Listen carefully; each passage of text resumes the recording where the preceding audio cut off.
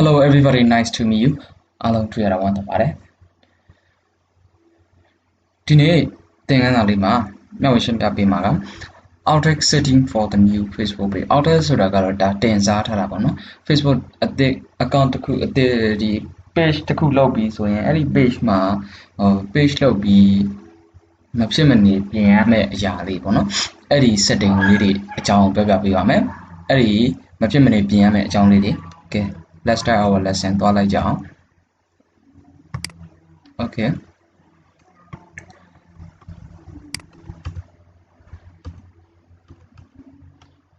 Okay ဒါဆိုလို့ရှိရင်ဘယ်လိုသွားမလဲဆို Mozilla Firefox ကိုဖွင့်လိုက်မယ်ပေါ့နော် Mozilla Firefox ကိုဖွင့်မယ် Mozilla Firefox ဖွင့်ပြီးတော့ကိုယ့်ရဲ့ account ကိုဝင်လိုက်မယ်ကိုယ့်ရဲ့ account ဝင်ပြီးကိုယ့်ရဲ့ account နဲ့က page ကိုသွားလိုက် Facebook page ကိုသွားမယ် Facebook page ကိုရောက်ပြီဆိုတာနဲ့သူက Facebook page ဖွင့်ပြီးသား account အသစ်လေးပေါ့နော် sorry a page အသစ်လေးပေါ့အဲ့ဒီ page မှာဘာလုပ်ရမလဲဆိုရင်အဲဒီမှာတက်ပုံတွေတင်တာတွေဘာတွေရောက်အောင်မှာပြောပြီးသားနော်ပထမ page ဖွင့်ကြတဲ့ဘယ်နေရာမှာတင်ရမယ်ဆိုတာထပ်ပြီးတော့သူ့ကိုပြောပြရရှိတာကတက်ပုံကိုရွှေ့ပြီးတင်လို့ရတယ် frame တက်လို့ရတယ် take photo တခါတည်းရိုက်တင်လို့ရတယ် upload photo ကိုယ့်ရဲ့ folder ထဲမှာတင်လို့ရတယ်မလိုချင်ဖြတ်ပြလို့ရတယ်နောက်တစ်ခါ cover photo မှာနှိပ်လိုက်ဒီမှာသူကဗာလေးတိုးလာဆို upload photo video လေးတွေတင်လို့ရတယ်ပေါ့နော် short video လေးနောက်တစ် create slide show ဓာတ်ပုံလေးတွေကို slide show အနေနဲ့ပုံတွေများများဆဆတင်လို့ရတယ်ပေါ့နော်ဝေဆဆလေးတင်လို့ရတယ်ဆိုတဲ့အကြောင်းလေးပြောပြထားတာပါနောက်ထပ်ကဒီဓာတ်ပုံ cover နဲ့ပတ်သက်လို့တော့ပြောစရာမရှိတော့ဘူးပေါ့နော်ဒီ add button လေးအကြောင်းပြောပြမယ် add button လေးကတော့မဖြစ်မနေလုပ်ရမယ်ဟာပေါ့နော် add button လေးကကိုယ့်ရဲ့ audience ကိုဒီကို page ကိုလာကြည့်တဲ့သူတွေကိုကိုယ်နဲ့ဆက်သွယ်ဖို့အတွက်ဒီမှာ add button လေးမှာ contact us ဆိုတာလေးထားမလားနောက်ပြီးတော့ဒီမှာ contact you ထဲမှာ send message ပေါ့နော်ကို message နဲ့ပဲဆက်သွယ်သေးခြင်း send message ဆိုပြီးတော့ဒီပုံစံလေး message လေးထားခဲ့လို့ရတယ်နောက်ပြီးတော့ call now ဆိုရင်ခေါ်ဖို့အတွက် phone number လေးနဲ့ call now ဆိုတဲ့ button လေးထားခဲ့လို့ရတယ်အဲ့ဒါဆိုအဲ့နေရာလေးနှိပ်လိုက်ရင်ဖုန်းခေါ်တဲ့ဟာလေးဖုန်းနံပါတ်လေးတန်းပေါ်လာမှာပေါ့နော် WhatsApp နဲ့ဆက်သွယ်ခြင်းသေးခြင်းလားနောက်တစ်ခုကဒီမှာ email နဲ့ဆက်သွယ်သေးခြင်းလား send email ပေါ့နော်နောက်တစ်ခုဒီမှာတော့ send message ဆိုတာလေးထားခဲ့လိုက်မယ်နော် send message ဆိုတာထားမယ် next config ကလုပ်ပြီးသွားပြီ finish အဲ့ဒါဆိုရင်ဒီမှာ send message ဆိုတဲ့ button လေးရောက်သွားပြီပေါ့နော် send message ဆိုတဲ့ button လေးရောက်သွားပြီဆိုရင်ဒါကို page ကိုကြည့်တဲ့သူတယောက်ကဝင်ကြည့်ပြီဆိုလို့ရှင်ဘယ်လိုမြင်ရမလဲဆိုတော့ send message ဆိုတဲ့ဟာလေးကိုနှိပ်ပြီးတော့စာပို့လို့ရတယ်ပေါ့နော်နောက်တစ်ခုကမဖြစ်မနေပြင်ရမယ့်ဟာဒီ about ထဲမှာပေါ့နော်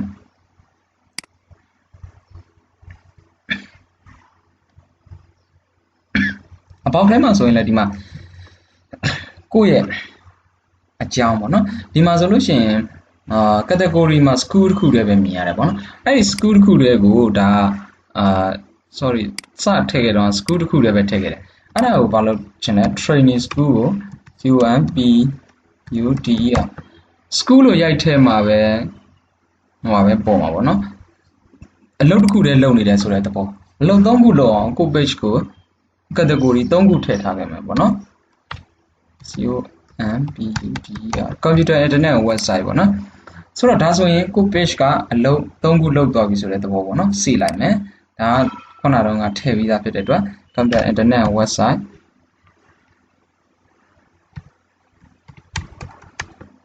computer repairing service ပေါ့နော်အဲ့လိုစေလိုက်တယ်ဆိုလို့ရှိရင်ဘာဖြစ်သွားမလဲဆိုတော့ကို page ရဲ့လုပ်ဆောင်ရ၃စားဖြစ်သွားတယ်ပေါ့နော်အလုပ်၃ခုလုပ်တယ်ပေါ့ကိုကခေါ်ကြည့်လိုက်တော့ school လို့ခေါ်ခြင်း school တစ်ခုတည်းထည့်ထားရင် school ဆိုတဲ့ category နဲ့ပါတဲ့ page တွေပဲကြာမှာပေါ့နော် computer training school ဆိုတဲ့ page ကိုခေါ်လိုက်လို့ရှိရင် computer training ပါထည့်လိုက်လို့ရှိရင်တခြားသူတွေက computer training school လို့ရှာရင်လည်းကို page ကကြာလာမယ်ပေါ့နော်နောက်တစ်ခု computer repair service ဆိုရင်လည်းကို page ကကြာလာမယ် okay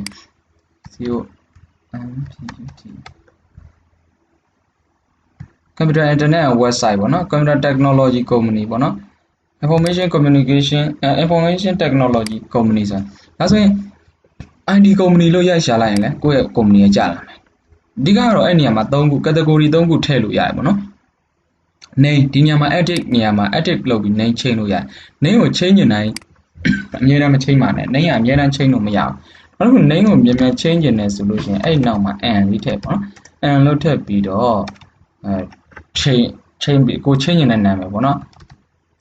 ICT ပေါ့နော် ICT school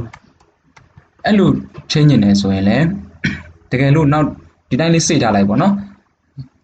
နောက်တစ်လနှစ်လလောက်နေတဲ့အခါကျတော့ and ရဲ့မြန်မာ strategy မြန်မာ and ဆိုတာဖြုတ်ပြီး ICT school ဆိုတာလေးပြောင်းခဲ့လို့ရတယ်ပေါ့နော်အဲ့လိုမလုပ်ဘဲနဲ့တစ်လနှစ်လလောက်နေမှဒီတိုင်းချိန်ရင်လည်းရတယ်ဒါပေမဲ့သူနဲ့အဆက်ဆက်မရှိတဲ့ဟာဆိုရင်ချိန်လို့မလွယ်ဘူးမလွယ်တဲ့ and ဆိုပြီးတော့ကိုချိန်ရင်တဲ့နာမည်နောက်ကထည့်ရတဲ့သဘောပါတကယ်လို့ဆက်ဆက်ရှိတဲ့နာမည်ကိုချိန်ရင်လည်းဆိုရင်တော့ and မထည့်ခဲ့လည်းရတယ်ပေါ့နော်ဒီနေရာမှာ edit business date တွေပါတယ်အကုန်ထည့်ရမယ်ပေါ့နော်ဒီမှာ enter ရဲ့ phone number တွေခုန phone number ထည့်တယ်ဆိုတော့ဒီနေရာမှာ send button မှာဖုန်းခေါ်လို့ရှိရင်ဒီဖုန်းနံပါတ်ကိုရောက်အောင်လို့ပေါ့နော်ဒီမှာဆို ID ဒီ message ကကြတော့ဒီမှာ user name မထည့်ခဲ့တဲ့အတွက်ဒီ ID လေးပေါ်နေပါတော့တကယ်လို့ကိုက create user name ပေါ့နော်ဒီ at sign လေးနဲ့strategy မြန်မာ STRATEGY strategy MYANMA strategy မြန်မာဆိုပြီးထည့်ခဲ့မယ်ဆိုရင်ဒီမှာအမှန်ကြီးလေးဖြစ်သွားပြီ create user name လောက်ခဲ့မယ်ဆိုရင်အဲ့ strategy မြန်မာနဲ့ရရင်ကိုယ့်ရဲ့ page လေးကြာလာမယ်ပေါ့နော်ဒါကတော့အရေးကြီးတဲ့အချက်လေးတွေပြင်စရာလေးတွေပေါ့ဒီမှာ about နေရာမှာဆိုရင်လည်းသူ့ရဲ့ဟာကရေးထားပြီးသားလေးဖြစ်နေလို့ပေါ့နော်ဒီနေရာမှာစူးစမ်းရင်လည်းစိတ်လေးသာယူခဲ့ပါပေါ့နော်အဲ့လိုလေးစိတ်ထားလိုက်မှဆိုရင်ဒီမှာ about မှာကိုပြောချင်တဲ့အကြောင်းအရာလေးကကိုယ့်ရဲ့ audience ပရိသတ်တွေကို page ကိုလာကြည့်တဲ့သူတွေဒီစာလေးကိုမြင်ရမှာဖြစ်ပါတယ်ဒီမှာ product online shop သမားတွေဆိုဒီမှာ product လေးတွေရေးထည့်ထားလို့ရတယ်ပေါ့နော်ကိုယ့်ရဲ့ product လေးတွေဒီမှာရေးထည့်ထားလို့ရတယ်ဒီမှာနောက်ထပ် edit menu လေးတွေ privacy policy တွေပေါ့နော်ဒီမှာဆိုရင်ကြည့်လိုက်ခုနကတော့ငါရေးထားတဲ့ category တွေကအောက်မှာလာပေါ်နေတယ် school computer training school information technology ပေါ့နော်ဒါကမဖြစ်မနေပြင်ရမယ့်အပိုင်းလေးတွေပေါ့နော်နောက်ဒီ setting ထဲမှာ edit setting ထဲမှာသွားလိုက်မယ် edit information edit page info ထဲမှာခုနဟာတွေဖြည့်ခဲ့တဲ့ဟာတွေအတူတူပဲပေါ့နော်ဒီနေရာမှာဆိုရင်ကိုယ့်ရဲ့ page name လေးဒီမှာတော့ချိန်လို့မရသေးတဲ့တော့မပေါ်သေးဘူးနောက် page name ချိန်မယ်ဆိုရင်ဒီ edit page info တွေကနေတော့ချိန်ရမှာပေါ့နော်ဒီမှာကိုယ့်ရဲ့ phone number ထည့်မယ်အတူတူပဲပေါ့နော်ခုနတော့ကပြောခဲ့တဲ့ about ထည့်ရဟာတွေပဲပေါ့နော် website ထည့်မယ် website ရှိရင် website ထည့်မယ် email ရှိရင်ကိုယ့်ဆက်သွယ်ဖို့ email ထည့်မယ်ဒီ mail တွေထည့်ထားမှသာလျှင်ခုနတော့က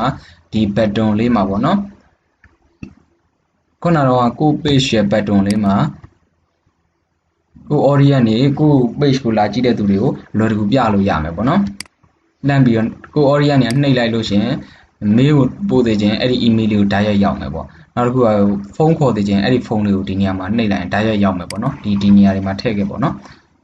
စရင်ထည့်လို့ရတယ်လို့ဒီ page edit page info တွေကနေသွားထည့်လို့လည်းရတယ် about ထည့်နေထည့်လည်းအတူတူပဲပေါ့နော်ဒီမှာ location လေးကို location လေးကိုကဘယ်နေရာမှာလဲကို location ရန်ကုန်မှာဆိုရင်ရန်ကုန်မှာပေါ့နော်ဒီ pointer လေးကိုဆွဲပြီးတော့ရန်ကုန်ဆိုရင်ရန်ကုန်ရဲ့နေရာအနေထားလေးကိုဒီမှာမြန်မာနိုင်ငံမြေပုံလေးပေါ့နော်ကိုယ့်ရဲ့မြန်မာနိုင်ငံမြေပုံထဲမှာမှကိုဒီမန္တလေးဖြစ်နေလားโอเคကိုဒီဘယ်မြို့နယ်မှာဖြစ်နေလဲပေါ့နော်ကိုနေတဲ့မြို့တော်ပေါ့မြို့တော်ထဲမှာမှကိုယ့်ရဲ့လိပ်စာအတိအကျလေးကိုလိုက်ရှာပေါ့နော်ဂျားထဲမှာလိုက်ရှာပြီးမှအဲ့လိုထည့်လိုက်ပေါ့နော်ထည့်ပြီးတော့မှအဲ့ pointer လေးကိုနေတဲ့လမ်းလေးမှာချခဲ့ပေါ့နော်ချပြီးတော့ဒီမှာစိတ်ခဲ့ပေါ့နော်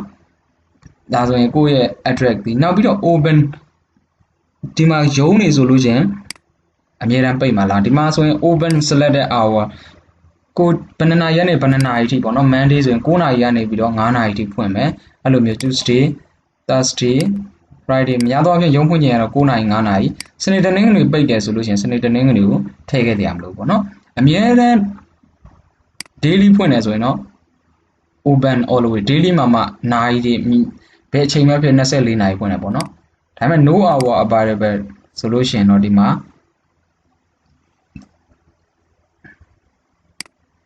โอเคအဲ့ဒီမှာဘယ်နာရီမှမရဘူးပေါ့နော်ဒါ permanently close အမြဲတမ်းပိတ်ထားမယ်ဆိုရင်လည်းအမြဲတမ်းပေါ့နော်ရတော့ဖြစ်တော့ဒီလိုလေးရုံးနေပါလေဆိုရင်အတိုင်းလေးပေါ့စေ့ထားခဲ့ပေါ့နော်โอเคဒီမှာတော့ချိန်လို့မရဘူး temporary no change temporary ဒီမှာ shoot the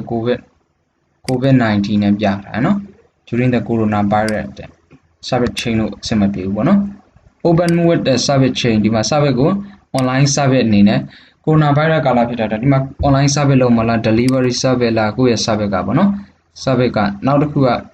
တခြားအားသာလားပြင်လို့ရတယ်ပေါ့နော်ကြိုက်တာလေးတွေအမှန်ချစ်လေးတွေ select box လေးနဲ့ပေးကြလို့ရတယ်ပေါ့နော် online service လား service နဲ့ပတ်သက်ပြီးတော့ okay big ကလား online ရဲ့ delivery ရပေါ့နော်အဲ့လိုမျိုး online သမားတွေဆိုစေခဲ့မယ်ပေါ့နော်နောက်တစ်ခုကဒီနေရာမှာ impression တွေပြန်ရေးလို့ရတယ်ဒီမှာ price တွေdollar sign လေးနဲ့ price rate နေကိုယ့်ရဲ့ကုန်စည်နှုန်းတွေရေးခဲ့မယ်ဆိုရင် price rate နေရေးလို့ရတယ် privacy တွေပါရထားပြီပေါ့နော်အဲ့ဒါတွေအားလုံးတစ်ခုချင်းဒီလိုဖြည့်ပြီးတော့ဒီမှာ phone number ဆိုရင်လည်း phone number ကိုယ့်ရဲ့ phone number ဖြည့်ပြီးစေခဲ့လို့ရတယ်ပေါ့နော်ဒါအပြင်မှာ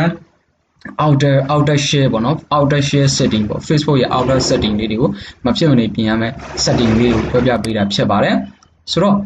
မဖြစ်မနေပြောပြမယ် setting လေးတွေကဒီလောက်ဆိုရင်တော့အဆင်ပြေပြီလို့ထင်ပါတယ် okay about ထဲမှာလည်းရှင်းပြပေးပြီးသွားပြီရှင်းပြပေးပြီးသွားပြီဆိုတော့ဒီလောက်ဆိုရင်အဆင်ပြေမယ်လို့ထင်ပါတယ်အားလုံးအဆင်ပြေကြပါသည်ပျော်ရွှင်ချမ်းမြေ့ကြပါသည်ဖုန်းနဲ့ဆိုရင်လည်းသိပ်မကွာပါဘူးတူပါပဲ Chrome နဲ့သွားပြီးတော့ desktop icon site လေးကိုအရင်တော့သင်ခန်းစာတွေပုံစံမျိုးဝင်လုပ်လိုက်ရင်အဆင်ပြေပါလိမ့်မယ်အားလုံးကိုကျေးဇူးတင်ပါတယ်အဆင်ပြေကြပါစေပျော်ရွှင်ချမ်းမြေ့ကြပါစေ